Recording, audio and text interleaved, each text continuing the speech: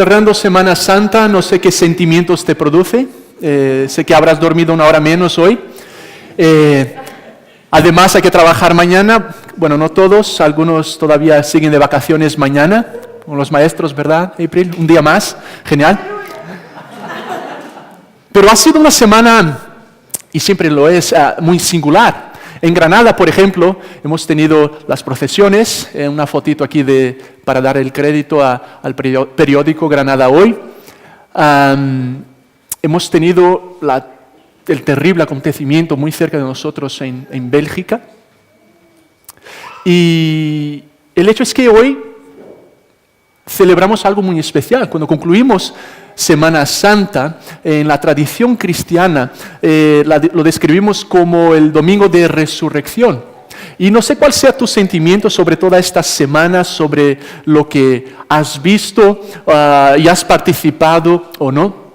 Pero algo que quisiera por algunos minutos estar compartiendo contigo es que estoy convencido que este día, particularmente el Domingo de Resurrección, afecta tu vida y la mía directamente.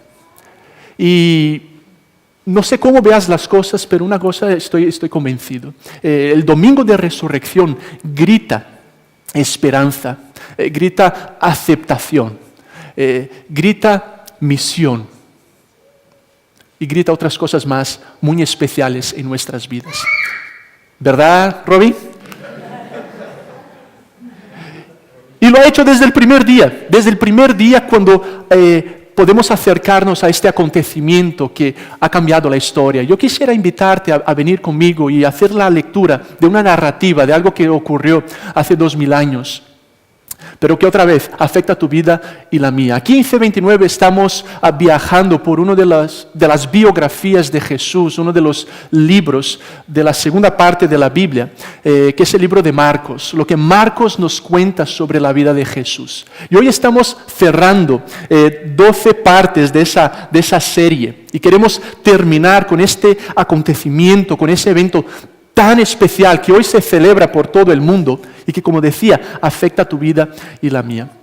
Déjame entonces leerte lo que Marcos nos cuenta en el último capítulo de su libro, 16, ¿vale? Vamos a leer de los versículos 1 al 8. Si tienes y quieres leer conmigo, verás que hay unas Biblias sobre las mesas. Eso lo vas a encontrar en la página 65, ¿vale? De la segunda parte de esa Biblia. Si no, tenemos también el texto en pantalla que nos describe ese evento que celebramos hoy y que tanto afecta nuestras vidas, trayendo confianza, trayendo aceptación, trayendo visión y trayendo esperanza.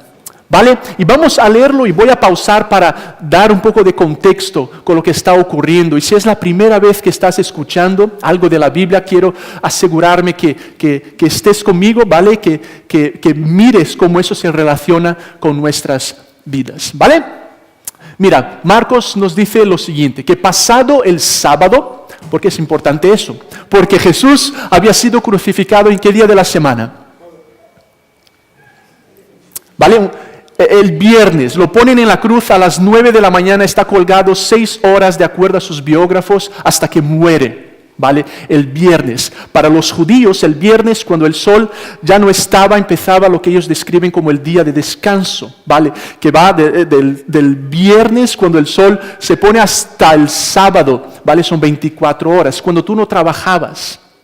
Entonces las mujeres esperan a que pase el sábado para hacer lo que hicieron. Pasado el sábado, María Magdalena, María la madre de Santiago y Salomé compraron perfumes para embalsamar el cuerpo de Jesús. Quizás por la prisa de bajar a Jesús muerto de la cruz ese viernes, no hacer nada el sábado no les había dado el tiempo todavía de hacer algo que era muy normal para los judíos. Un hombre no hacía eso en el cuerpo de una mujer, solo en el cuerpo de un hombre. Pero las mujeres sí podían embalsamar el cuerpo tanto de un hombre como de una mujer. Y es lo que esas mujeres que están muy cerca de Jesús quieren hacer. ¿En qué día de la semana? Pues sigue diciéndonos Marcos que en el primer día de la semana, o sea, el domingo, muy temprano, a la salida del sol, se dirigieron al sepulcro. Iban preguntándose unas a otras. Lo que es muy raro, que entre ellas estuvieran juntas y las mujeres entre ellas estuvieran hablando, ¿no? Es una broma. ¿Quién nos quitará la piedra de la entrada del sepulcro? Se preguntaban entre ellas. Déjame pausar otra vez, porque quizás cuando hablamos de sepulcro pensamos en el sepulcro de lo que en nuestros días veríamos, en un cementerio o algo así. Mira esta foto de una sepultura del primer siglo, ¿vale? Quizás donde pusieron el cuerpo de Jesús tendría esa cara, como en una cueva, ¿vale? Algo horizontal. Metían al cuerpo y algunas eran muy grandes, solo para que tengas una idea. Y luego en algunas ponían esa piedra enfrente, que era una piedra muy pesada, otra vez, algunas más grandes que otras. Seguimos en el texto, por favor. Pero al mirar vieron que la piedra había sido removida, y eso que era una piedra enorme. Entraron en el sepulcro, y al ver a un joven vestido con una túnica blanca que estaba sentado al lado derecho, se asustaron. Pero el joven les dijo: no os asustéis, estáis buscando a Jesús de Nazaret. Jesús de Nazaret, porque Jesús era de Nazaret, ¿vale? Para que entendamos el contexto también, que era un pueblo de Nazaret, ¿vale? Importante que estéis conmigo. El que fue crucificado, ha resucitado, no está aquí. Ved el lugar donde lo colocaron. Siguiente, porfa. Ahora, id y anunciad a sus discípulos y también a Pedro que él, o sea Jesús, va delante de vosotros a Galilea, otro pueblo de la región. Allí lo veréis, tal y como él os dijo. Y las mujeres salieron huyendo del sepulcro, iban temblando y como fuera de sí. Y por el miedo que tenían, no dijeron nada a nadie. Y eso lo encontramos en Marcos capítulo 16, del 1 al 8. Mira, yo quisiera destacar brevemente esta tarde, por tanto, ¿por qué este acontecimiento y por qué este día en el que celebramos la resurrección de Jesús nos trae tanta confianza, tanta aceptación, tanta esperanza y misión? Y cómo eso se relaciona con tu vida y con la mía. Pero antes de seguir, déjame hacer un paréntesis. Vimos un pequeño teatro que levanta algunas cuestiones sobre la resurrección de Jesús. Y quizás tú estés aquí y digas: la verdad es que no creo ni siquiera que Jesús haya resucitado. Y es muy válida tu pregunta. Incluso esta mañana leí un artículo de Guillermo Altares en El País, donde él afirmaba que muy poco realmente podemos saber acerca de Jesús y de su crucifixión. Afirmaba ese hombre en su artículo en El País. Ahora, tengo que decir que no estoy de acuerdo con Guillermo, porque lo que él intenta afirmar en su artículo es que no podemos realmente considerar las biografías históricas de la Biblia como fuentes verdaderas de lo que realmente ocurrió. Necesitamos otras fuentes adicionales para estar seguros de lo que realmente ocurrió en la vida de ese hombre llamado Jesús. Pero quiero destacar algunas cosas. En primer lugar, en la Biblia no tenemos una biografía, no solo Marcos. Tenemos 4 biografías que dan diferentes perspectivas, creadas en diferentes periodos, que hablan de la vida, de la muerte y de la resurrección de ese hombre, de Jesús.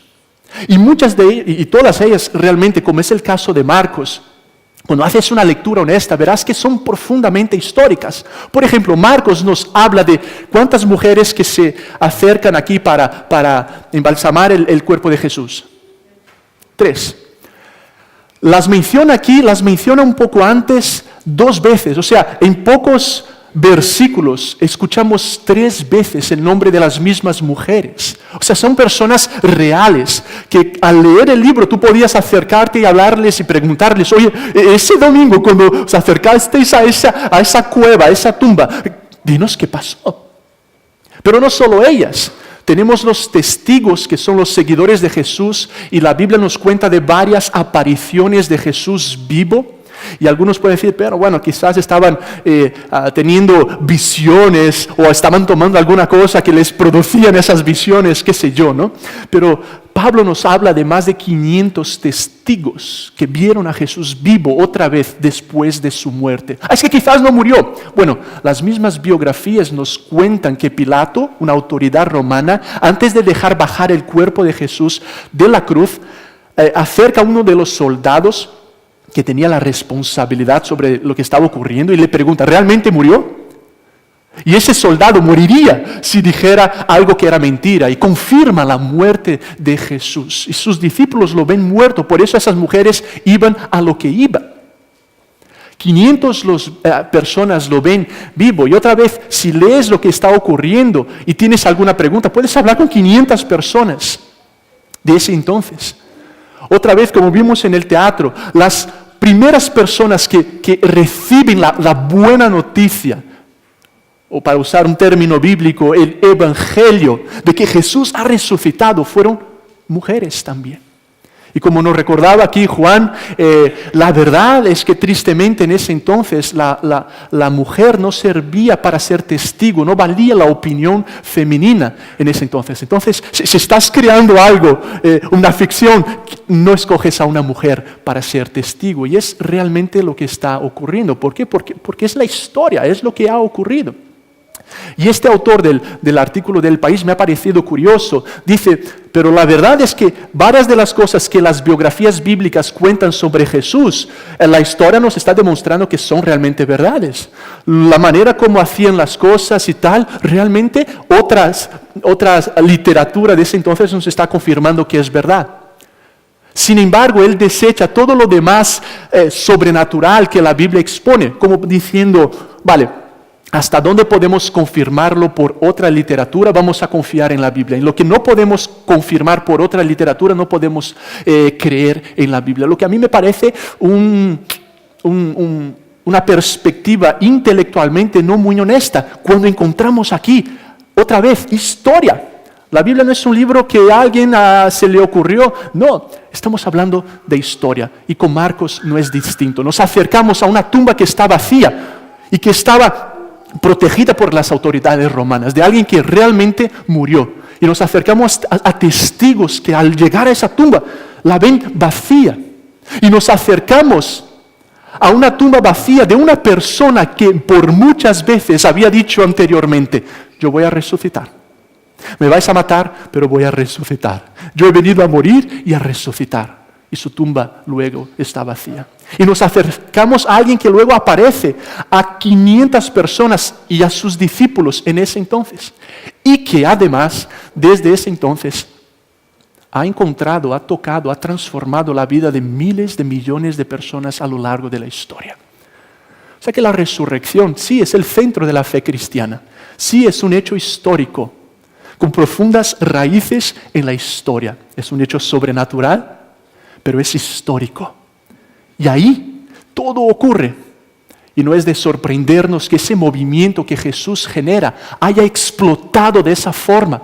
¿Cómo explicamos esa explosión en ese entonces, hace 2000 años, en una cultura que no creía en la resurrección? Que tanta gente dijera, creo y adoro a ese hombre Dios, si Él no había resucitado. Quiero animarte, si ya crees en la resurrección, que esta tarde la abraces con aún más fuerza, con gratitud, con reconocimiento y con adoración.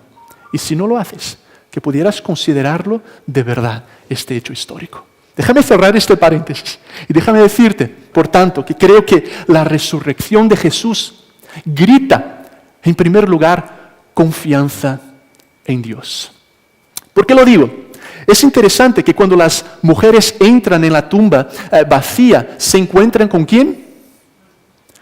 Con un joven vestido de blanco que por sus descripciones y por los otros evangelios y narrativas bíblicas entendemos que sería un ángel, que les dice lo siguiente, no tenéis que tener miedo, no os asustéis, porque Jesús ha resucitado.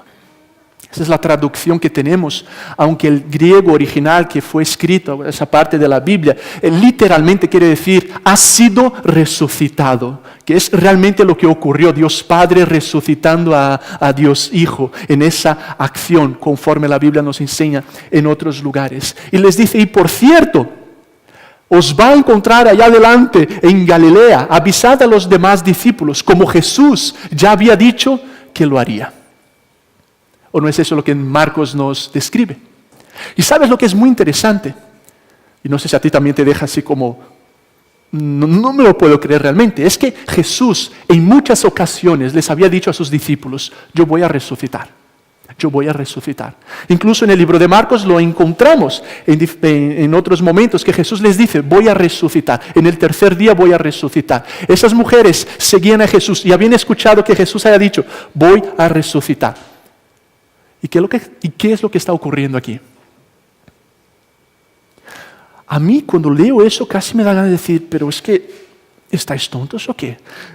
Pero luego yo me veo en su lugar. Y es que aunque Jesús les había dicho en varias ocasiones, yo voy a resucitar, se les olvida completamente. No confían en su palabra. Eso rompía sus esquemas. Eso salía de sus cajas. Eso no era posible. Pero ocurrió de verdad. Y aunque el maestro lo había dicho, lo habían olvidado. Y yo cuando veo esa reacción me veo a mí mismo, porque yo soy el primero a olvidarme de tantas palabras, promesas, afirmaciones de Dios en mi vida. Sé que a ti no te pasa, pero a mí y a esos discípulos nos pasa.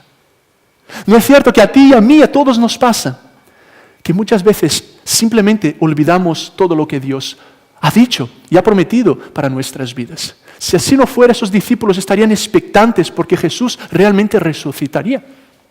Pero sabes, es porque a mí se me olvida que Dios me ha dicho, yo te amo, Elder, yo te cuido y tu vida está en mis manos, que tengo un cierto temor porque este martes voy a hacer unos análisis por un cáncer que tuve hace varios años. Son los últimos que tengo que hacer para decir absolutamente nada.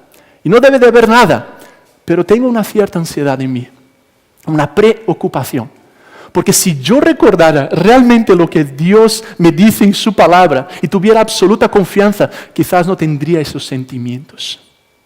Quizás tú, si de verdad confiaras que la opinión de Dios es más importante que la opinión de tus amigos, no abrirías mano de tus valores cuando en tu ambiente de trabajo te presionan a decir algo que no es verdadero.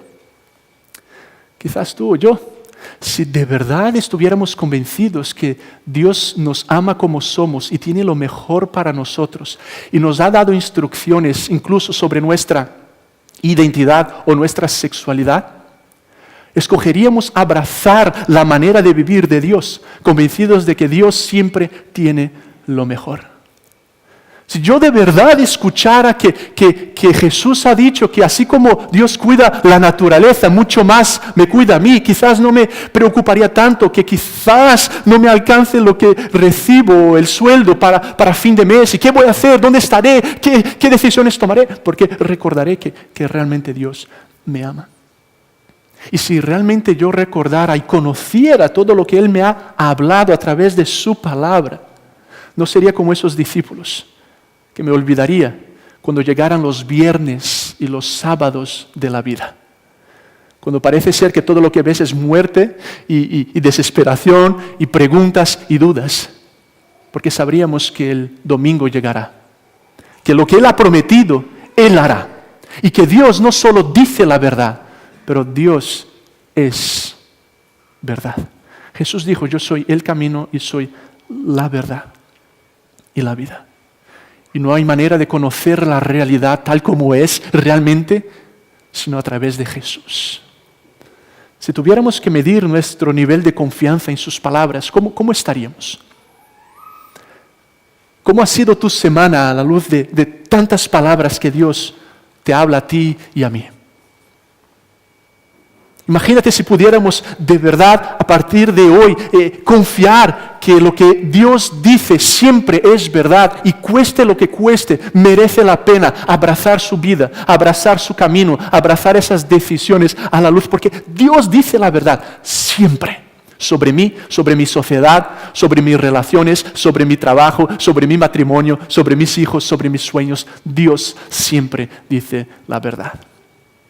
Por tanto, este domingo de resurrección nos anima a esa confianza en Dios. Pero creo que también nos anima a recordar la aceptación que tenemos en Dios.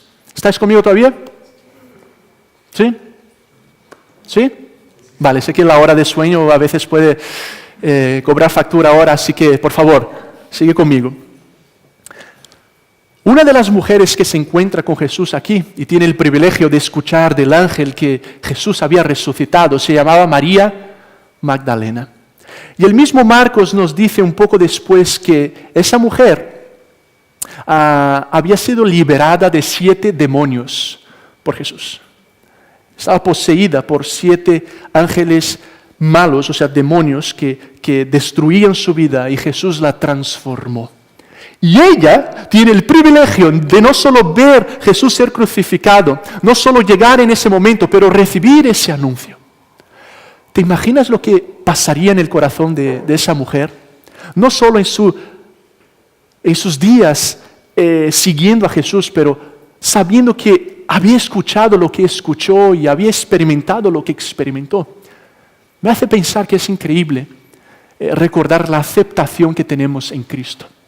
Que no importa lo que hayas hecho, en Cristo todos somos ex alguna cosa. Una ex poseída por demonios. Una ex prostituta se encontró con Jesús. Un ex mentiroso se encontró con Jesús y fue tocado y transformado por Jesús. Y entre nosotros seguramente hay ex mentirosos que al encontrarse con Jesús fueron transformados. Y debe de haber ex arrogantes y ex egoístas y ex adictos a la pornografía y ex construidores de identidad en otra cosa que no sea la opinión de Dios y ex ladrones y ex, y tú completa la frase, todos somos alguna cosa y en Cristo todos podemos y debemos ser ex alguna cosa, porque en Él todos somos aceptados y en Él no hay mejores y peores. Una mujer como ella tuvo ese privilegio, como tú y yo lo podemos tener al día de hoy. Y yo quisiera recordarte esto, no importa lo que hayas hecho, cómo te sientas, Cristo tiene sus brazos abiertos y el Cristo resucitado quiere transformar nuestras vidas, recibirnos y ayudarnos a ser parte de su familia. Y podamos también extender esa aceptación a otras personas que no la hayan recibido aún.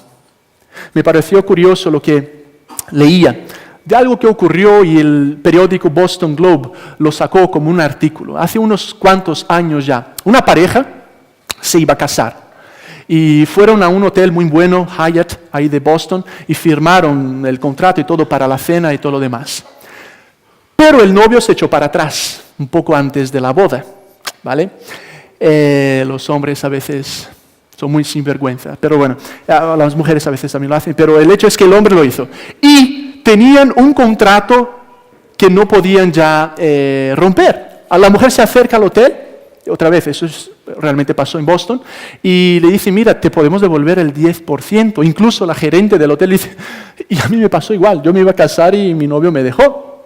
Pero no puedo hacer nada, es el contrato y te podemos devolver un máximo del 10% de lo que has pagado. Tienes 2 opciones, o te llevas el 10% o sigues con la fiesta y haces algo. Dice la mujer, pues voy a hacer una fiesta. Y esa mujer hacía unos 10 años había vivido con otras personas que no tenían hogares. Y vivían así en lugares que el gobierno ponía o ONGs ponían para personas sin hogar. Y dijo, lo que voy a hacer es lo siguiente.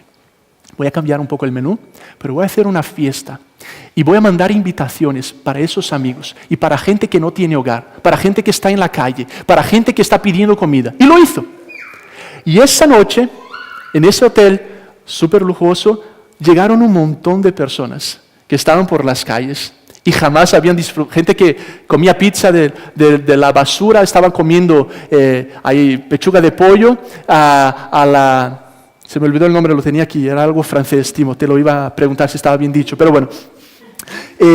y estaban tomando de lo mejor y bebiendo lo mejor y comiendo de lo mejor y habían recibido una oportunidad que nunca se les había ocurrido que podían recibir. Y de alguna forma pensaba yo, pero eso es exactamente lo que ha ocurrido conmigo. Y es lo que ha ocurrido y puede ocurrir contigo también. En Dios recibimos lo que no merecemos. Recibimos esa invitación que no merecemos porque Jesús murió en nuestro lugar y resucitó y está vivo. Y nos da esa aceptación a esa mujer y a otra mujer, y a otro hombre, y a cualquier uno de nosotros, porque en Él no hay mejores y no hay peores. Pero también este domingo de resurrección nos recuerda que tenemos una misión. ¿Sabes por qué? Es interesante que cuando se encuentran con ese joven, con ese ángel que les da las noticias, el ángel les dice, mira, ahora tenéis que salir y avisar a los demás discípulos, incluso a Pedro. Y aquí otro paréntesis, es muy interesante que el ángel mencione a Pedro específicamente, porque quizás sepa la historia y quizás no. Pedro fue uno de los más cercanos amigos de Jesús, quien le traicionó en los últimos momentos. Y Pedro saber que Jesús había resucitado y que lo estaba buscando, seguramente sería increíble para él. Otra vez una demostración de la aceptación. No es como Jesús llegando y diciéndole, a ver Pedro, ¿qué ha pasado? Y tú también me has abandonado, ¿no? Y el otro, ¿y qué ha pasado? Jesús viene a por ellos y les da una nueva oportunidad y les acepta otra vez. Y les dice, por tanto, id a los discípulos y a Pedro, que era uno de ellos, y avisadles lo que ha ocurrido. Y me llama la atención recordar que lo mismo hace Jesús con todos nosotros. Una vez que hemos sido encontrados por esa realidad de Cristo resucitado, Él nos envía. Y nos envía a decir a otros y a comunicar a eso, a quien podamos y a todos, con nuestras vidas y con nuestras palabras, que realmente esto es un hecho histórico que ha transformado la humanidad.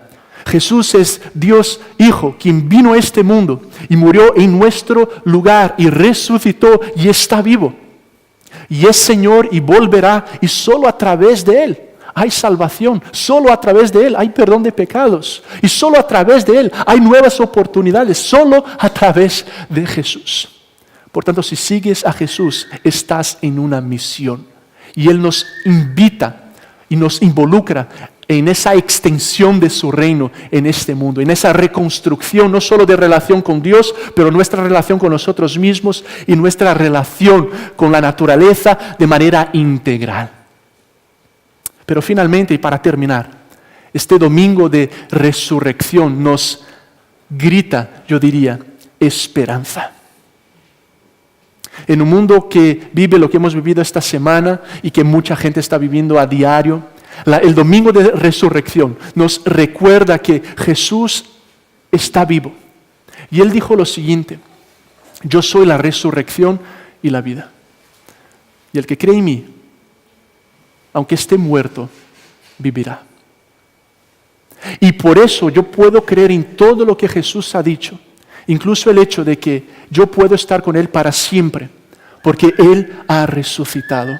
Y esa es la gran demostración de la veracidad de lo que ha dicho Jesús y de lo que hace Dios en nuestros días. Y nos trae eso una esperanza increíble, de que en esta vida podemos vivir 50, 60, 70, 80, 90 años, pero Jesús ha hablado de una vida eterna en la que Él quiere estar y estará con todos aquellos que le aman y han recibido lo que Él ha hecho por nosotros en esta cruz. No quiero asustarte ni nada, pero quiero invitarte a considerar la realidad de que tú y yo estamos aquí, pero nuestra vida puede desaparecer en cualquier momento. Y Jesús fue quien más habló de esa realidad de una eternidad. Y que solo a través de Él podemos tener la garantía y la certeza de que estaremos con Él. Sí, en un lugar llamado cielo, no que estaremos volando como ángeles y alas, pero estaremos en una sociedad perfecta donde, dice Jesús, ya no habrá lágrimas porque Él habrá transformado todas las cosas. Y esa realidad la tenemos como esperanza. Y eso cambia todo. Cambia la manera como enfrentas una enfermedad, cambia la manera como enfrentas la pérdida de una persona a quien quieres, cambia la manera como sueñas, como trabajas, como decides, como usas tu dinero. Todo lo cambia por esa esperanza, porque si Él resucitó, tú y yo también podemos resucitar con Él para siempre. Y no permitas que la cosmovisión tan común de nuestros días, naturalista, de decir solo lo material es real, domine tu mente. Porque la realidad es mucho mayor que solo lo que tú y yo podemos ver. Y permite que Dios, que habla a tu corazón y al mío, te expanda esa visión y te recuerde que tú eres eterno y yo también. Y solo estaremos con Él si creemos en lo que Cristo ha hecho por nosotros y que hay una eternidad que nos espera. Y porque Cristo resucitó, hay esperanza. Hay una esperanza que es incomparable. Hay una esperanza que nadie puede quitarte de la mano, porque Cristo la tiene en sus manos. Agustín, quizás has escuchado hablar de él, fue quizás uno de los teólogos más importantes de la historia de la Iglesia. Y él escribió por el año 397 lo que quizás fue la primera autobiografía occidental. Y él dijo lo siguiente en ese libro: nos hiciste, Señor, para ti, y nuestro corazón anda inquieto hasta descansar en ti. No busques ya. Has sido y he sido creado para estar en Cristo. Cristo resucitado. El Dios que se hizo hombre y vino a salvarnos. Y hay esperanza porque Él ha resucitado. C.S. Lewis, otra persona que experimentó una transformación profunda en su vida y que cito a menudo, escribió al final de sus Crónicas de Narnia, que quizás has leído o has visto las películas, lo siguiente, describiendo un poco los principales personajes en Narnia, que es ese lugar que él crea, cuando están terminando ya ese viaje, esas aventuras, dice lo siguiente, haciendo una metáfora de la realidad de todos aquellos que aman y han experimentado el perdón y la salvación en Jesús. Pero para ellos, dice Lewis, era solo el comienzo de la historia real. Toda su vida en este mundo y todas sus aventuras en Narnia no habían sido nada más que la tapa y el título. En ese momento, por fin, empezaban el capítulo primero del cuento más grande. El cuento que nadie ha leído en este mundo. El cuento que dura para siempre jamás. En el cual cada capítulo siempre será mejor que el anterior. ¿Estás convencido de esa realidad? ¿Tienes esa esperanza? Un hombre que la tuvo, y con esto quiero terminar, fue John Newton. Quizás hayas escuchado hablar de él también. Él escribió una de las canciones más conocidas en el protestantismo, dentro del cristianismo, que fue Amazing Grace, maravillosa gracia. Pero John Newton fue por mucho tiempo un traficante de personas. Y él trabajó en barcos que iban a África y sacaban a la gente del continente africano y la llevaban a otros países y explotaban a la gente, y era terrible lo que hizo. Pero ese hombre tuvo un encuentro personal y real con el Cristo resucitado que transformó su vida. Y él nunca más fue el mismo. Recibió esa confianza en Dios, percibió esa aceptación que él podía ser amado y transformado, entendió que estaba en una misión para compartir a otros de ese Jesús resucitado en una comunidad, en un grupo, con una familia, y recibió esa esperanza que solo Cristo puede dar, al punto de decir al fin de su vida lo siguiente: mi memoria ya casi no sirve muy bien, dijo él. No la mía, ¿vale? Pero lo estoy citando. Que a veces me pasa así. La tuya sí, Amaro, dices. No lo dije yo, ¿eh? Newton dice, mi memoria ya no sirve muy bien, pero recuerdo dos cosas. Yo soy un gran pecador y Cristo es un gran Salvador. Al experimentar como esas mujeres y sus discípulos, esa confianza en Dios, esa aceptación, esa misión y esa esperanza, él dijo, yo sé dos cosas y eso es suficiente. Yo soy un gran pecador. Necesito su ayuda y su gracia, y tú y yo la necesitamos. Y como escribió Philip Yancey, la gracia es como el agua, corre siempre hacia abajo. Y llega a lo más bajo, donde estás tú y donde estoy yo. Esa es la gracia de Dios. Soy un gran pecador. Pero Cristo es un gran Salvador. Murió y resucitó. Está vivo, reinando y sigue extendiendo su invitación para todos aquellos que confiesan sus pecados y creen en lo que Él hizo por nosotros. ¿Cuál será tu respuesta? ¿Cuál será la mía? Hablemos con Dios.